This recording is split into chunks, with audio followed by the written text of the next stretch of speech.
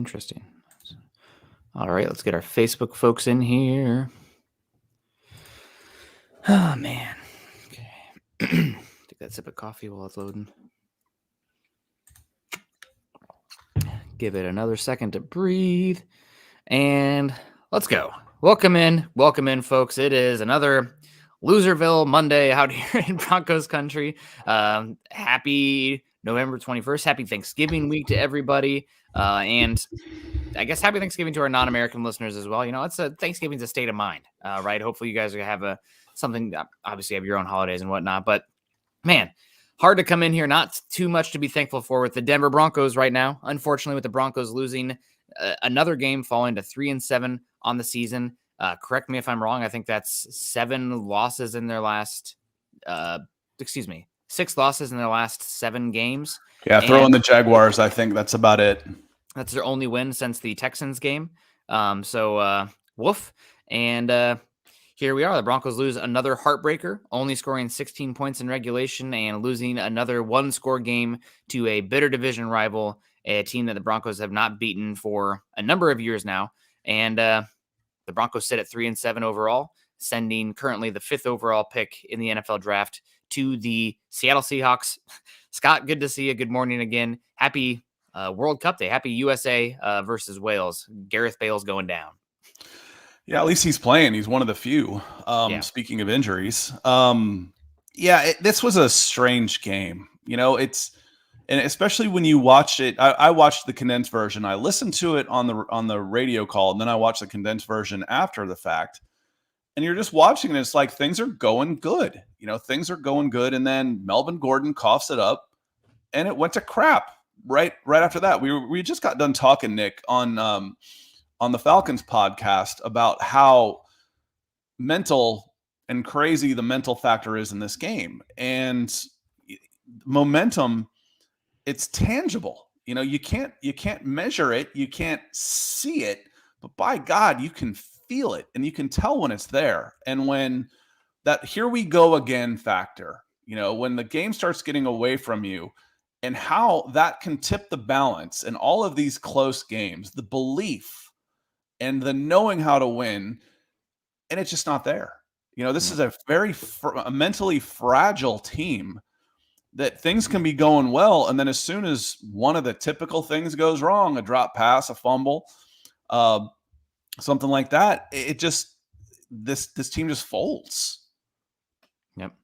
Yeah, they don't have belief in each other. Doesn't seem like they have belief in the scheme/coaching staff, especially on the offensive side of the ball. And right now, they don't have belief in themselves. You can't see it any other way. I mean, it's just, here we go again. And I've been a big proponent of, you know, games at the end of the season that don't matter. Yeah, who cares if you lose? You get a better draft pick.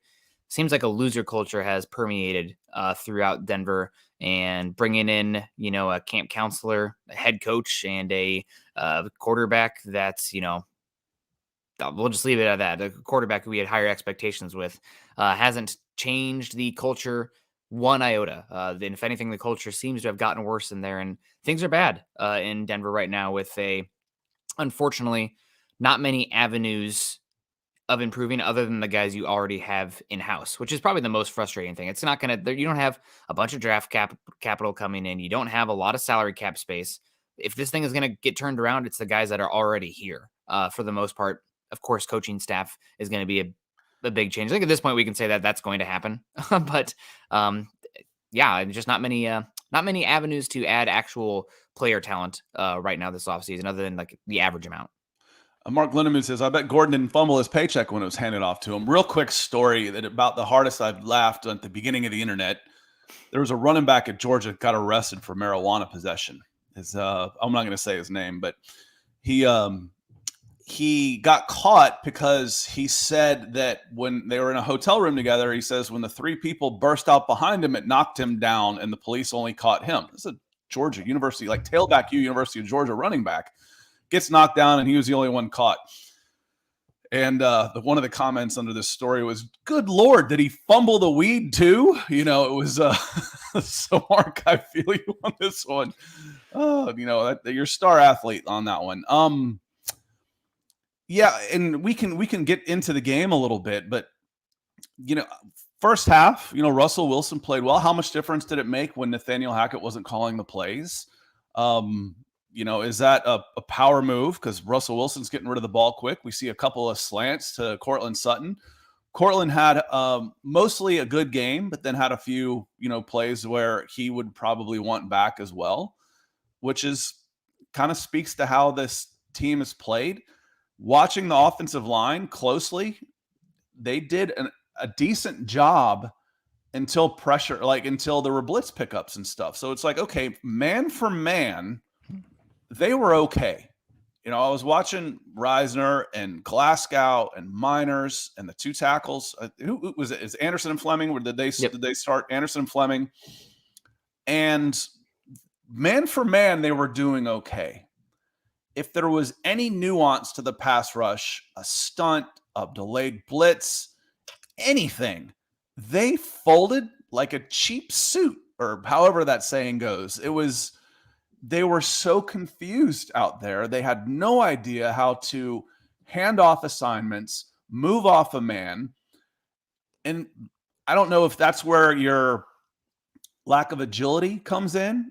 Sometimes they're just not good enough to be chipping on one guy and get over and get into the gap as somebody is stunting around them. But they were non-existent when it came to picking up pressure. I mean, how many times, Nick, do you want to hear, okay, it's a snap, the Raiders are bringing pressure, nice pickup, he's got time, ball downfield, completion. Instead, it was Raiders are bringing pressure, Russell's under pressure, he's sacked or had to throw the ball away. It's never, blitz picked up, positive play. Yep. It just, I don't know, man. It's bad. Yeah, and I've been a proponent of Cam Fleming having a solid year this season. Max Crosby beat him a few times. Now there was one play where that's going to happen. Yes, Mm-hmm. but I've been saying that Cam Fleming been a fine player, and he lost matchups in this one. However, I will say there was one that was with a quarterback kept in to help block, and Melvin Gordon doesn't do anything. There was also a play where a defensive back got a sack on Russell Wilson, where Melvin Gordon is literally turned around looking at Russell Wilson, and the defender goes right by him, which is an obvious, you're in here to block, and you need to sit there and keep your head on a swivel, not your head looking back at your quarterback getting sacked by the guy you should have blocked. But Melvin Gordon, I'm afraid to say anything on Twitter at this point because people tag players when you do that crap, which don't tag players, God. But at this point, he's been a net negative. Yeah, own it. So listen, I wouldn't say anything online that I wouldn't say to someone face to face. Yeah. And if I were to say to 6'5", 300 pounds, say, listen, hey, I love you, but you're struggling right now. You would admit it. I'm not going to say anything, but I wouldn't say it. And that's it doesn't happen anymore, but that's a good way to handle online interactions, period. Mm-hmm. Don't say anything that you wouldn't say to your face. I once had a fan ask me one time, says, hey, who are you accountable to? As I'm rating players and doing all this stuff, I'm like, everybody. I'm accountable to that player. I'm accountable to his dad. I'm accountable to you. I'm accountable to everybody. So own it. Don't hold back. Yeah. Well, been a unfortunate impact there for the Broncos, and Jackson Porter saying his franchise's doom will never be good. Jackson, everything in the NFL comes around at some point. The biggest thing right now, besides the Broncos' own struggles, is that they have two top 5 quarterbacks in the NFL, both of them under age 30 in their division. It's going to be hard for the Broncos in the long-term perspective for a while with Patrick Mahomes here and Justin Herbert if they ever can get things right around him. But eventually, the Broncos will be impressive again. That's what I keep telling myself, and they'll eventually get it right, but this is not the year. Dave Glassman coming in saying, at least I won my bet. Hell yeah, Dave. I'm Team Dave. Said, now I can only hope that we break the Chiefs' losing streak, even if it's unlikely. It is unlikely. We'll see. I mean, got nothing to lose, right? Just another football game that you've already lost in a higher draft pick for the Seattle Seahawks. But appreciate the stars, Dave. Yeah. Thank you so much, Dave. We appreciate you. Naj coming in with $20 saying optimism gone. Welcome. Saying with limited draft picks in several areas of need, realistically, what can Peyton focus on? Other than the offensive line, what's the most critical position group to improve? Wide receiver, running back, defensive tackle. For me in this game, watching this game, Broncos fan. Okay, so I've said you have limited, you're about average in draft capital, average in salary cap. this is going to be a really good running back class coming up here. There's a lot of quality running backs, and watching the running backs in this game was bad. The Broncos in this game, they just have absolutely no punch in their running game. Even the Latavius Murray, rugby scrum type of runs. What did Latavius Murray end in this game in terms of his yards per touch? It had to be horrible. 3. 2.9. Yeah. 2.9 on 17 carries. Punchless with a long of 12. That means you're having a bunch of runs that are getting stuffed up at the line of scrimmage against a terrible Raiders front. Melvin Gordon, 8 carries for 31 yards, 3.9. You just have absolutely no punch, no explosiveness right now with the run game. Part of that is offensive line. Part of that is the running backs themselves, how limited you are. Latavius Murray, you picked up off of a practice squad. There's not much value. He was a free agent. I don't even think he was employed at the time. He was on the Saints practice squad. Okay. He was called up and played a game for the Saints, but then I think they signed him off the Saints practice squad. But you're talking about, that's your area right now that's really struggles for the offense, in my opinion. I think you have to lean really hard into the run game personnel. Broncos overall on the day finish with, I have it right here, 3.4 yards per carry on 28 rushes. And you get lapped there by the Raiders going 4.5 yards per carry. And same in the pass game, 6.6 to 7.8. You didn't hit any home run balls in this one because the Raiders effectively played cover 4 the entire game from what I gathered. And I'll have to go back and check what the data says. But I think running back in the run game personnel is an area that you can lean into, and that should help the offense a good bit.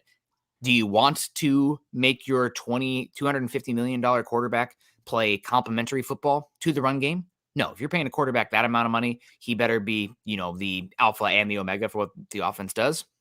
It's not what Russell Wilson appears to be right now. And I'm doing what I can to make the offense as functional outside of the prism of Russell Wilson as possible. Watching this game, you said last week that the real killer to this offense has been Javonte Williams being missing, and it was glaring in this game. Chase Edmonds looked like he was going to get a decent load. And I hate sometimes watching these games after the fact when you know someone's about to get hurt, because it was obvious. I mean, again, they don't show replays when you're watching the condensed, but I saw him go into a pile and get bent completely backwards. I'm like, oh yeah, I bet we don't see him again. That had to be the play. It was first quarter, 9 minutes left in the game.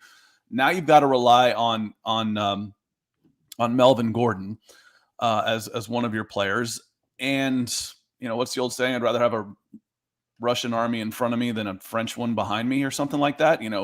With your teammate, I'd rather not have him there. And then watching Murray, big, powerful, he'd get to the scrum, as you like to say, and then he'd start sidestepping.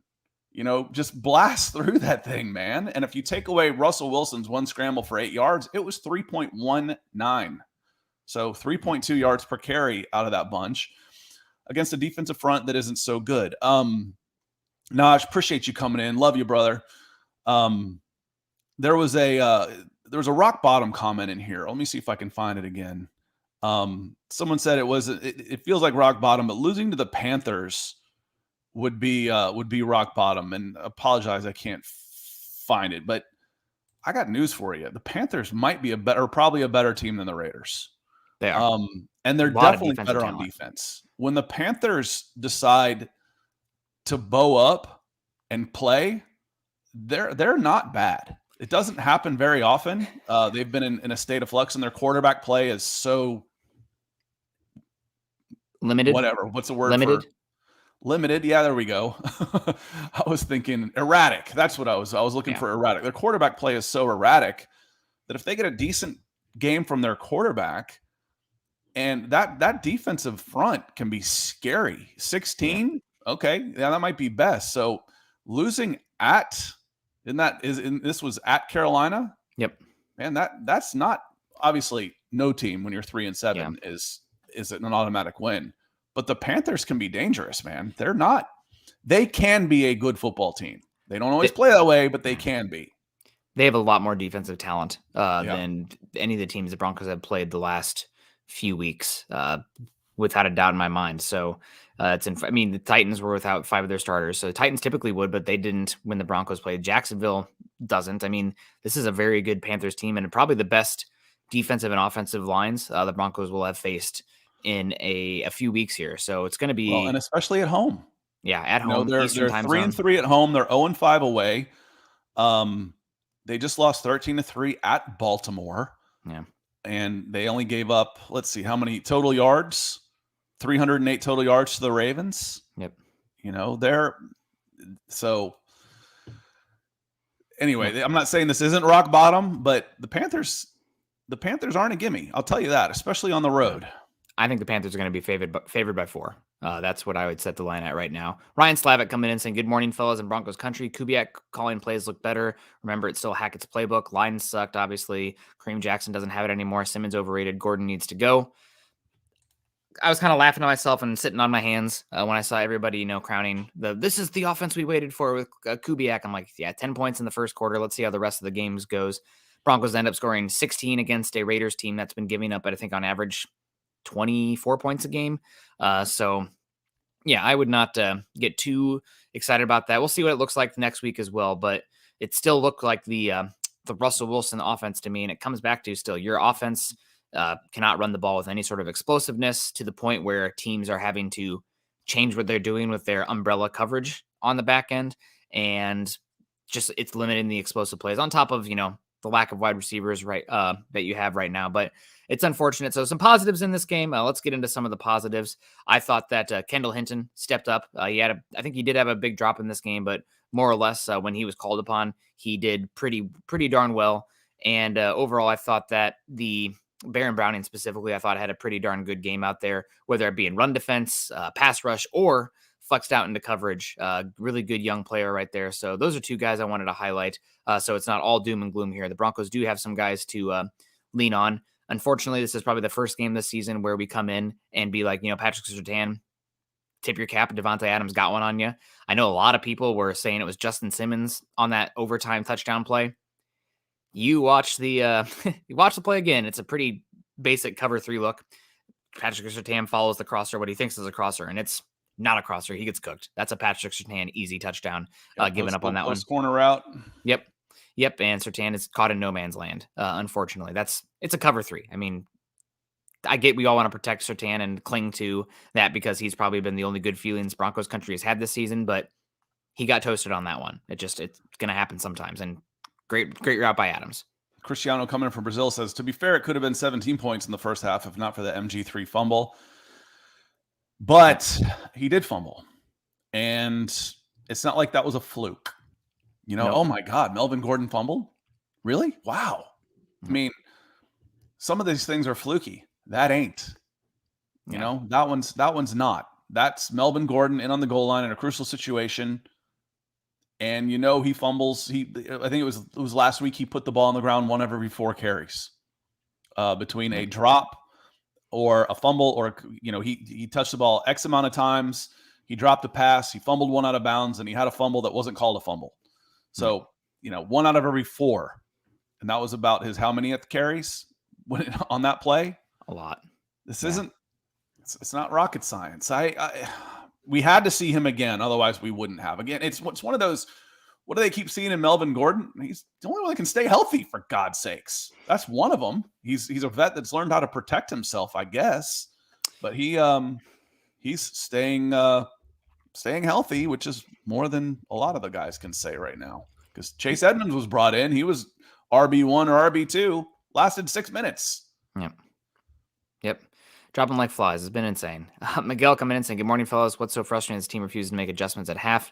Dead inside right now. Well, Miguel, with everything that's going on in the world and Thanksgiving right now, hopefully this Broncos team, you can just kind of put it in a box for the season. We're still going to be here venting and hanging out, but this season's lost. No reason to get too upset going forward. Maybe even not apathetic, but just it doesn't hurt anymore. Clayton Huron coming in. Thank you so much, Clayton, with the support. We appreciate you so much. Thank you for supporting us. I saw our guy Mark was in the house here. Mark Schrader, good to see. I saw DWI guys was also in the house here. Afternoon, gents and Broncos fans, obviously coming in across the pond there. Ethan, I got to know who you're pulling for in the USA versus England game coming up here. You can dual allegiance. What's going on? Mark coming in. Howdy, Nick, Scott, and Broncos country. Clayton also, morning, guys. Greg Smith, top of the morning, Broncos country. I guess he's cheering for Ireland. I don't think Ireland made it this year. Nor did Italy. God, I love that. Michael coming in saying, morning, Broncos country. Awesome to see you. Michael, thank you for joining us. We appreciate you. And Jeremy Shawn saying, I don't care if he's healthy. He's hurting the team the most. I feel like he's the only running back they trust in the pass blocking game, but don't care. I'm with you. Don't care at this point.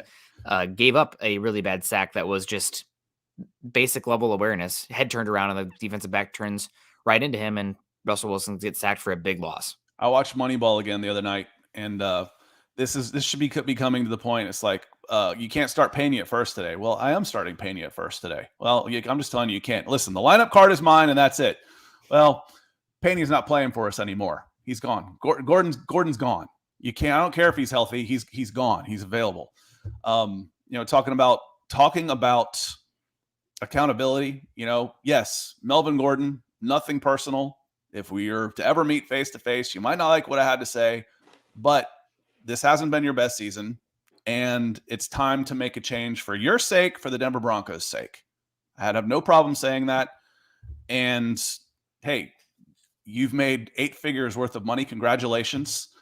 Fresh start could do you some good. It's in your head right now, man. It's not good. Dom coming in is always good. Good to see you. Dom said, "Good morning, Nick, Scott, and Broncos country.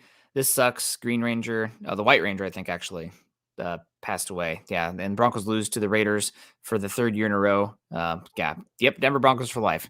It's unfortunate, and Michael's right here. Come in, and the defense gave up a late 4th quarter touchdown and overtime touchdown. This is what we've been saying too. This defense, now it's not 100% their fault because the offense has been so inept, but this defense seems to lack that killer instinct. They gave up that touchdown late in the 2nd quarter versus the Titans. That completely changed the complexion of that game. And then they gave up a massive touchdown to the Raiders and then another one in overtime. It's a team loss. Defense should be feeling this one, and the offense should be feeling this one, and special teams.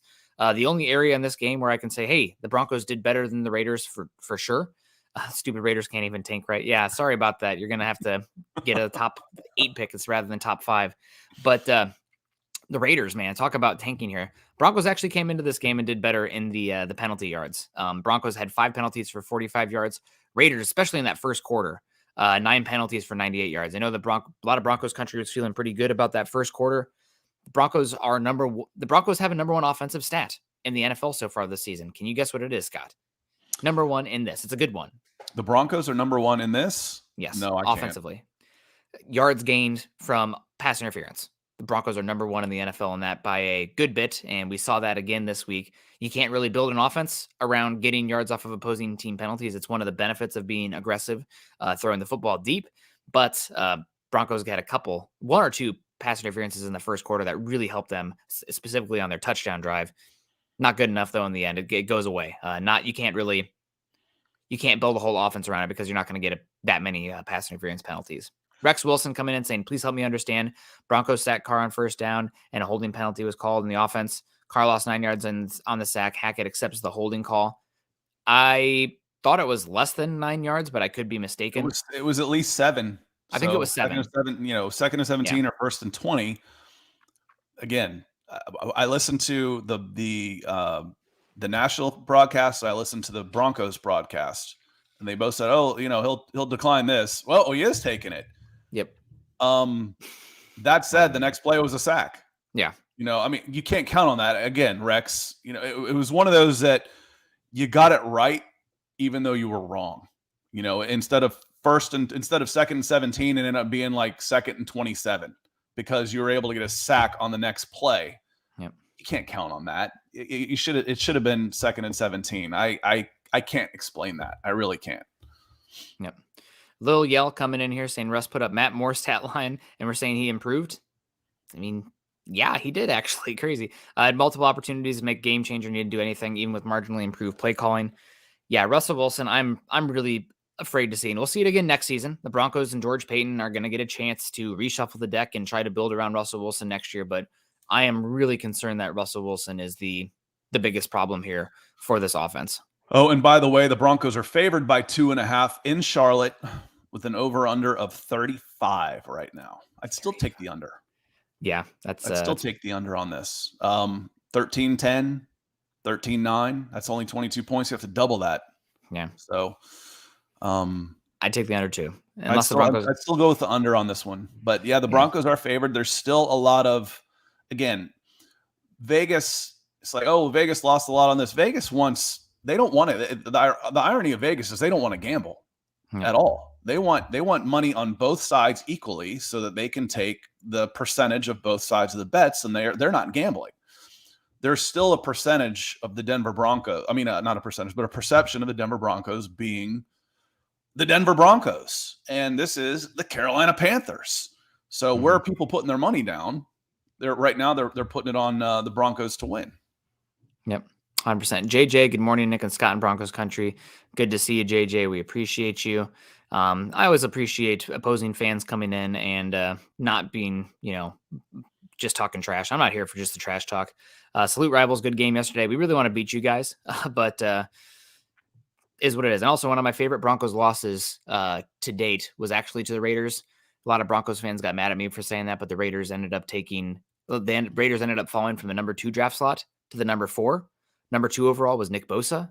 Number 4 overall was Clelin Ferrell. So sometimes those losses, they hurt in the moment, but long term, I can't even imagine if they had Clelin Ferrell and Max Crosby out there, or excuse me, Nick Bosa and Max Crosby out there. Ethan coming out there with the 25 pounds saying Denver's defense plays decent for the first 28 minutes of each half and inevitably allows for a field goal or touchdown. That has been a reoccurring problem all season. Could have helped the defense at the end of the fourth by running on third down without timeouts. Defense is very good for the Broncos. This is one of the games where I felt like they missed Chubb or Gregory. Browning had a good game. You really want somebody like Draymond Jones to step up and make a play there at the end when it's an obvious pass situation, but they didn't. I think the Broncos right now, specifically at edge, it's much harder, much, much, much harder to do that from the interior to get that game-changing play where you're isolated because inevitably the quarterback's going to see you better. They're going to have more help, but not having a Bradley Chubb, not having a Randy Gregory here, that alpha pass rusher where you isolate and they're going to be a problem, was an issue in the Broncos pass rush in this game. They did fine, especially with the Raiders not having Colton Miller out there. You'd hope for a little bit better, but it's definitely unfortunate. The Broncos were not able to make a game-changing play there at the end. No turnovers, no game-changing plays. And again, there's some that think, and there's some that think that the defense works in a vacuum. Mm-hmm. They're like, okay, they should, they're giving this up, they're giving that up. Man, I'm telling you, the defense is only going to be great for so long when the offense is continually putting them in a bad situation. I mean, you're giving up 16 points to the Raiders. Okay, you did your job. Again, they're not getting any help from the offense. A first down here or there, extending the drive, not turning the ball over. All those things help the defense. Changing the field position so that you're again, I look at the 49ers game, the close game that the Broncos actually won. That was a field position game. Offense still stunk, but at least they were flipped field positions the whole time. I think it was the 98 Auburn Tigers had a phenomenal defense. They went 3-8, and I considered that year a 3-and-out and a punt to be positive, as long as they didn't turn it over or lose yards. And they would wear down, and eventually they would give it up. That didn't make the defense any worse. It just meant as part of the team, they ended up getting left out, hung out to dry by a ridiculously bad offense. This is a pretty bad offense. This is a historically bad offense. This defense would look that much better, and they already look pretty good if they could get any help at all from their offense.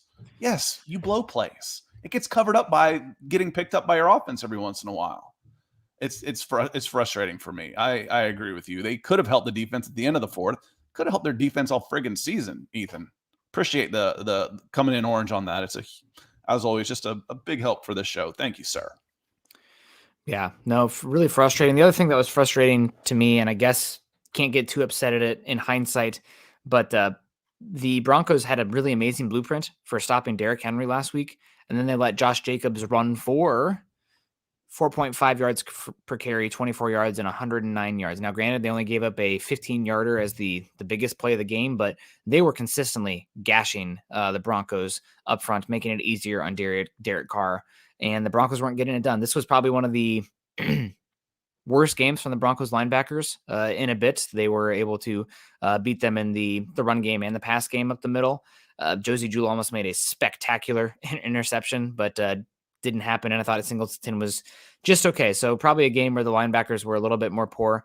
The Raiders, this is a game, if anybody goes back and watch this, Watch the Raiders run game. They targeted specifically the edge rushers for the Broncos and number 99 on the Broncos defensive line. Anytime Deshaun Williams was out there, they're like, we're going to run it right at that guy, and to much success. But again, just not out there making the game-changing plays. Is it fair? Just Scott was laying it out there to expect the defense to go out there and do that for as long as they've been doing it? No. But that's kind of where you are right now with where this roster is. You have to have your defense go out there and make a game-changing play. And they've 0 defensive points on the season, no turnovers in this game. Not good enough. But you know that going in as an offense also. Yeah. If I'm facing the Broncos, say, okay, just don't beat myself. We'll win this thing. You know, guys, hold on to the ball. Let's not get crazy with our throws downfield. Let's not run reverses or anything stupid. Let's just play nice and simple, and we'll win. We'll be there at the end, and we'll win. We'll wear these guys down because their offense can't do anything. And it's a very easy, call it the Iceman approach. You know, just sit back and let the other person make a mistake. Just be nice and cool. Naj coming in hot again. He says, as painful as this is, and it's painful, hope keeps bringing me back for more. If somehow the Broncos can win just one of the games versus the Chiefs, it will be reassuring to so many. Frankly, I don't see it, but one can hope. Hope is one of the most powerful emotions in the human being. It was the one fate that did not escape Pandora's box, because if hope had been lost, humanity would have been lost. Hope is as important to me. That's my daughter's middle name. So I'm all about the hope, Naj. And the hope right now, can you get a win? You know, you reset your expectations. You know, can you start playing spoiler some? And, you know, why not? Every win, you're not hurting yourself in the long run. Again, you reward losing in this league. So you're not punishing yourself for the win. You're upsetting the Seahawks fans, and you're playing spoiler against other teams. Is there hope that can happen? Yeah, there is. Again, this defense is keeping you in every single game, every single one of them. If you get a competent offensive showing, you win. Plain and simple. And it really doesn't matter who you're playing against. You could lose to the Panthers 13-10 and turn around and beat the Chiefs 13-12. That's where the games are going to be. Yep. This team, again, we talked about the beginning, the belief in this team. They don't believe. They crumble. They're mentally fragile right now. Yeah. House built on sand, unfortunately. Scott, I got to dip out for 1 second. I have a cord that my wife needs, but I will be back in 60 seconds. 60 seconds of just me. I don't know. Can you guys handle that all by yourselves? Let me hit the and yes, I did. As I scrolled down, I did get rid of a trash talking Raiders fan. Just go away. But I will hit some of the comments coming in. Little Ram says no playmakers. Looking at offense, I mentioned at the beginning this, and Nick said it last week to his credit, that the loss of Javonte Williams, of all the injuries, might be the biggest loss of them all. And when you start thinking about the defensive side of the ball and the players that have missed time there, Randy Gregory, Bradley Chubb is gone. Justin Simmons has missed time, and the defense is still playing at a high level, but the offense is so fragile that the one time that the Broncos really looked good moving the ball was against the Seahawks, when you had your full stable of offense minus Tim Patrick. Talking about the hope for this year, the hope for this year is possibly playing spoiler. The hope for next year is, okay, Javonte Williams, hopefully he can be a freak of a human being and come back from that devastating knee injury and be 100%. You're missing that running back right now. It's plainly obvious. Tim Patrick, a second wide receiver with Jerry Jeudy out. Who's it going to be? KJ Hamler was out. And then the offseason, there's money to be had to fix the interior offensive line for sure. And you got a first-round draft pick. So there's obviously hope for this team. But the playmakers have been dropping like flies. Dulcich has stood out, and Sutton had a good game. Is that enough? Not the way Russell Wilson and the offensive line are playing right now. No, that's not enough. Yeah, no, it's not enough. You need to go out there and, again, I'll say it on here a million times, I think this is offensive line. You need to lean into the run personnel very hard. That means using another high draft pick, top 100 pick on a running back, probably, because what is Javonte Williams going to be like next year? I don't know. I don't think you can bank on him at all. The next season, people say that, oh, we have Javonte already here. He might not even be able to play until October next year, given the tore 2 ligaments in his knee. So that's he might not ever be the same, period. So you probably got to use another investment at the running back position, and you got to go out there and spend not only draft capital but free agent money on the offensive line, right tackle, center, and left guard, maybe even long term at left tackle as well. I know the Broncos are scouting the left tackle position pretty darn hard in the draft. The way Garrett Bowles' contract sets up, you're going to have to go out there and do that. And luckily, the Broncos, it's another positive from this game here for me, Scott. I think the Broncos are going to be able to free up an additional about $10 million in salary cap savings this offseason if they want, because I'm okay going with Damari Mathis next season at cornerback number 2. I think Mathis has had a solid season out there opposite of Patrick Surtain since the bad game against the Chargers. And that guy, you say what you want about him. I don't think he always trusts his technique. He sometimes can be a little bit grabby out there, but he competes.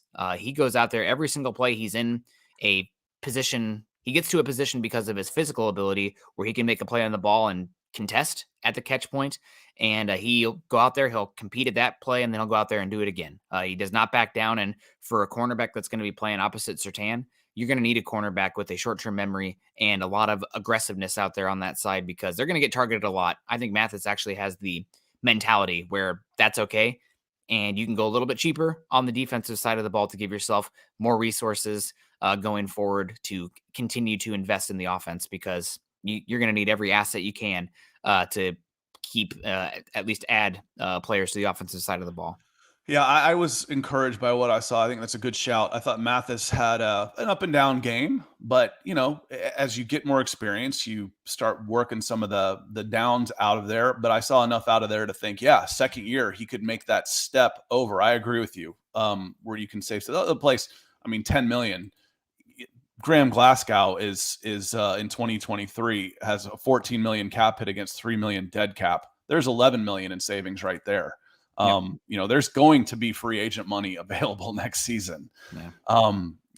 You're maybe that goes to Draymond. One of those is re-signing Draymond Jones, but there's going to be money. You've got some draft picks again, and there's going to be some money available again. And the places where you can improve this team the most, for the most part, if we throw out quarterback and wide receiver, are fairly cheap. If I go interior line, I can get 3 interior linemen, good ones, for $15 million. Just because I'm paying Graham Glasgow 14 just means that was a stupid contract. It doesn't mean that that's what it costs to get a good one. Yep. Yep, it's a tough situation right now for Broncos country, and I think this game is the inevitable. No doubt, Nathaniel Hackett's fired. I don't think there's anything that the Broncos can do at this point, outside of going undefeated down the stretch here, that would save Nathaniel Hackett's job. I think that the players in the locker room like Hackett the person, but I don't think that there is much respect that he's putting them in the best situation to win.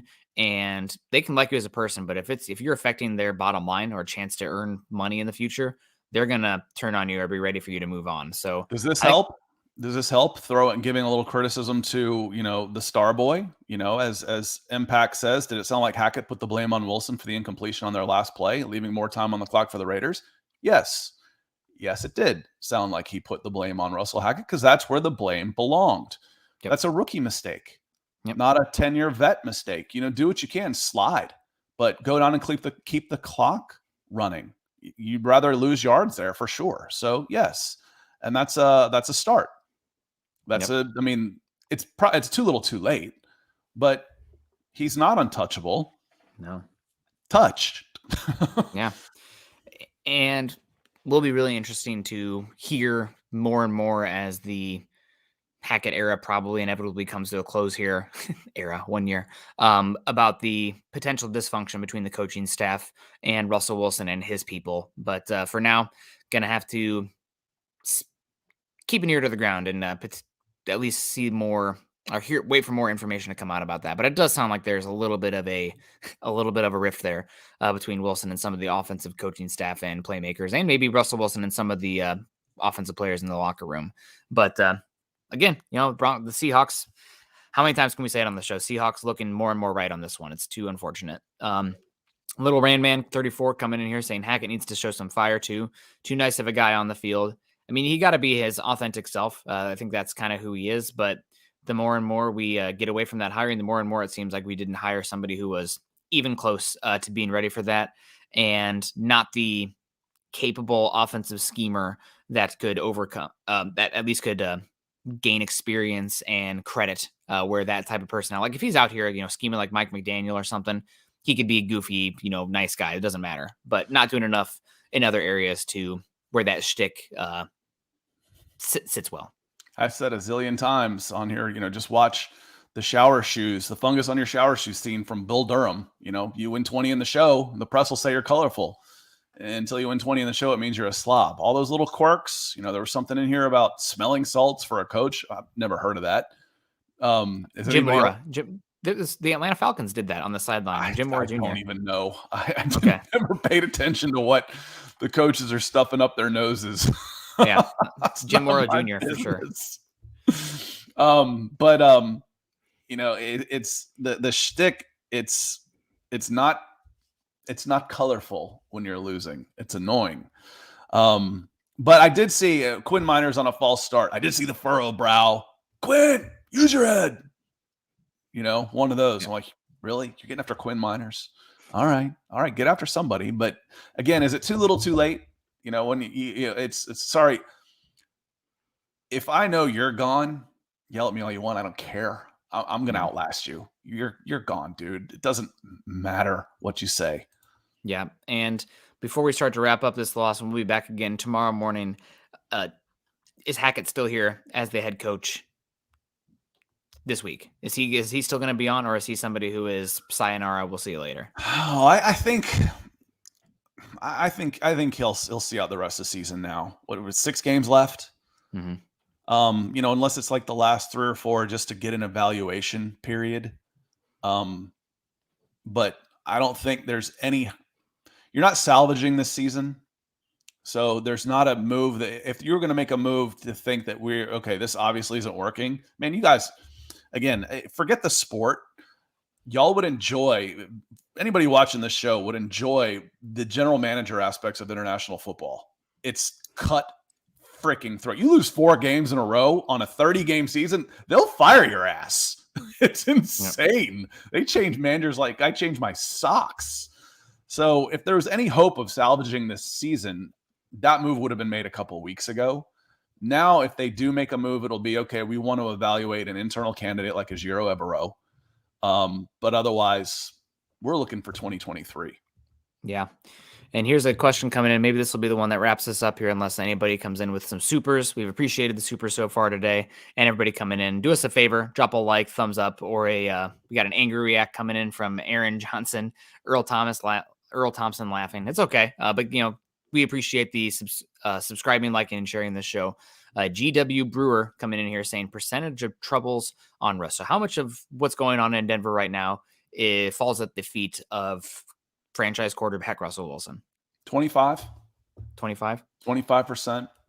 I might go 50 coaching administration, 25 offensive line, which ties into the big number for the 50 and 25% on your quarterback. And then doing some Yogi Berra math, I might, throw some on injuries too. But again, when people believe and you're winning, it's amazing how much healthier people stay and how quickly they come back, how much quicker they come back than, coming back and busting their butt for the team. For me, I'm probably going to go 33% Russell Wilson, so a third. And after that, probably 33%. The lack or the injuries going on right now, it's just been insane for the Broncos this year, how many injuries they've had. And then after that, 33% on the coaching staff in general, mainly lean on the offensive side.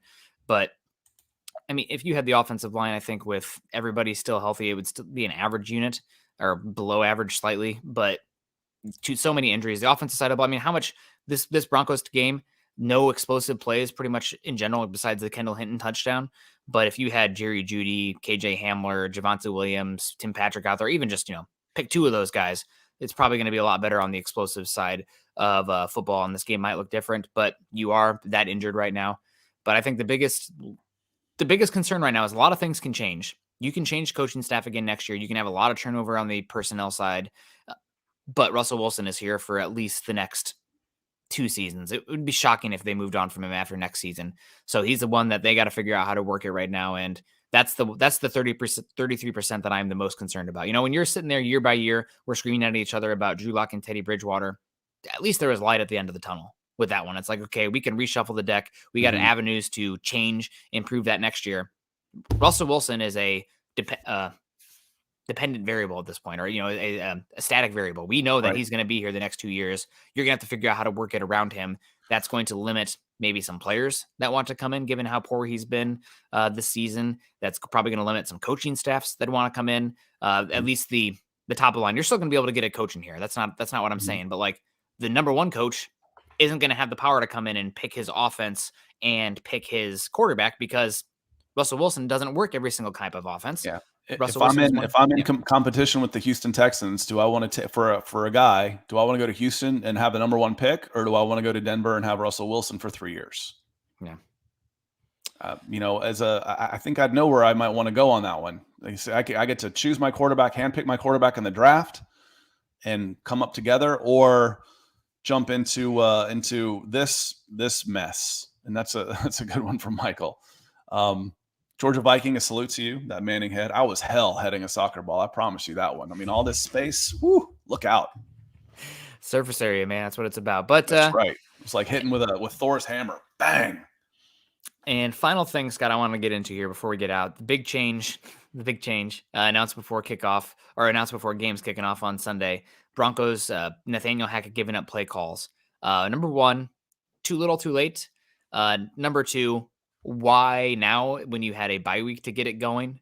And three, does it matter? I mean, it's obviously a sinking ship at this point, but do you make anything of this move going forward, or what it says about what's going on internally? Oh, do you think he did that on his own? I'm willing to do anything. He says, I'm willing to do anything. I'll cede this. Okay. What exactly is it you do here then? If you were brought in as an offensive coordinator, play caller, and now you're the head coach with no head coaching experience. And now you're a 3-7 head coach. I said before, if you're going to do that, just fire him, go ahead and do that. So how much farther along has that already happened? It may have already happened, and we're just waiting for the news to come out. Hey, listen, start getting your resume together. Yep. It's rough. Well, guys, we appreciate you coming in. Filthy rich dude doesn't spend $5 billion to have a bad team that doesn't bring revenue. Yeah, that ain't it, man. The worst teams are making money. It's a billionaire boys club. Once you buy in, your asset appreciates and you're making money off the TV money. Do they want to be embarrassed when they go to their billionaire boys club meeting and have a team that is stinking things up? It's more about ego than it is about revenue. I promise you that. So if they care, that's when it matters, not revenue, because this is guaranteed revenue and appreciation of an asset. Yep. It's rough. And we got a lot of offseason to figure out. It's 6 more games to figure out what's going on. And we got a winnable game coming up next at Carolina. We'll see how it plays out for the Broncos. Appreciate you guys coming in and venting a bit. It's a rough time losing this game. Seeing Seahawks fans come in here and say they're sorry for us. I mean, it's definitely a rough time in Broncos country, but luckily things can turn around quickly in the NFL. We've seen a lot of flipping, fortunately, in the league 1 year to the next. So you get the right coach in here, you get a couple of right draft picks, sign one player, get a little bit of health. Things can change very quickly. So hopefully that's the case for the Broncos next year. Hopefully they'll figure it out. And, one season away from flipping it around. So we appreciate you guys coming in, and we'll continue to talk about this team, despite how painful they have been on the field. Things they can build on for next season, no doubt, with these final 6 games of the season. DWI guys say the Broncos have no winnable games left. I would argue that the Arizona Cardinals is still a winnable game. I do not respect that team very much. I think Kyler Murray and Cliff Kingsbury are heading to nowhere fast. And I think this Panthers game is a winnable one as well. Not that the Broncos will win. I'll probably pick them to lose every game the rest of the season because I picked them to win this Raiders game and they hurt me.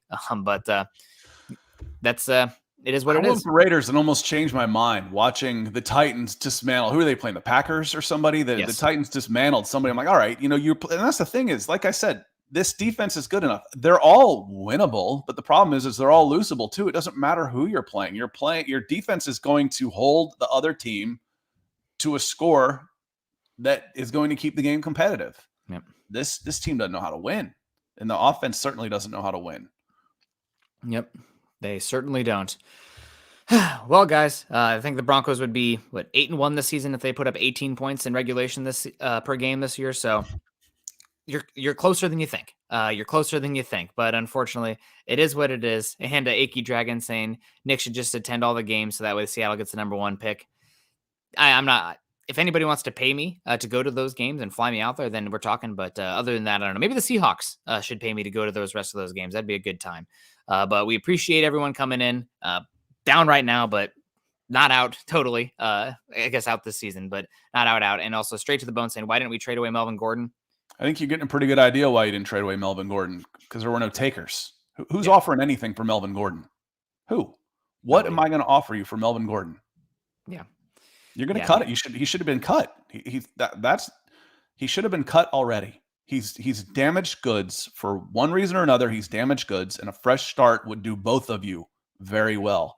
I'm not offering you a 7th round pick in 2026 for him. Yeah. I mean, maybe the Wisconsin Badgers would take him back. They could use their running back, looks a little bit injured right now, but that's about it. But yeah, it's unfortunate. Broncos gonna have to do some soul searching here, and guys gonna be playing for themselves probably down the stretch. Defense probably isn't playing for that number 1 defense anymore after this game, but frustrating. But again, we got a lot of fun young players to talk about. Broncos are going to have some ability to build this team next year. They're going to be really cheap at cornerback, which is an expensive position because you're paying 2 rookies probably next year at that position. I would move on from Darby at this point, and a lot of cheap money at edge rusher as well. Moving on from Bradley Chubb, paying a 3rd round draft pick who's playing good ball at Baron Browning. So you're going to have some assets to improve that side of the ball, and God, they're going to have to. And Noah72 coming in saying, what do we have to give up for Sean Payton? It does not sound like Sean Payton is interested in coming to Denver, and it doesn't sound like the Broncos would give up a first-round pick for him. The team to watch for Sean Payton right now is the Los Angeles Chargers. His longtime assistant, Joe Lombardi, is the offensive coordinator there. And if I was a head coach and I had a choice to coach Justin Herbert or Russell Wilson, it's an easy decision for me right now. It's not even close, unfortunately. So watch for Peyton in Los Angeles. But Broncos probably have to give up a 1 to get Sean Payton. I know Scott always says and cash considerations, but I don't think Peyton is interested in coming to Denver. Yeah, he'll have his choice of any of the open jobs, and there might be some that you might not think are open until Sean Payton becomes available, and they'll say, sorry, you did a great job. You'll have a job next time, but we're making a move. But probably cost you the first round at least, and then some of that cash because there will be a bidding process that goes on. Yep. And if we're talking trading coaches, I know we keep trying to get out of here, but we don't. There's only probably one coach I'm thinking that could maybe be available that I'd be willing to give up that first round pick. And it's not Sean Payton. I don't think that Sean Payton, Drew Brees offense works with Russell Wilson. I need somebody with some skins on the wall that is a butt kicker that would come in and establish culture that maybe could change things here for the Broncos. If Mike Tomlin is even close to being available, that's who I'm going after for the Pittsburgh Steelers.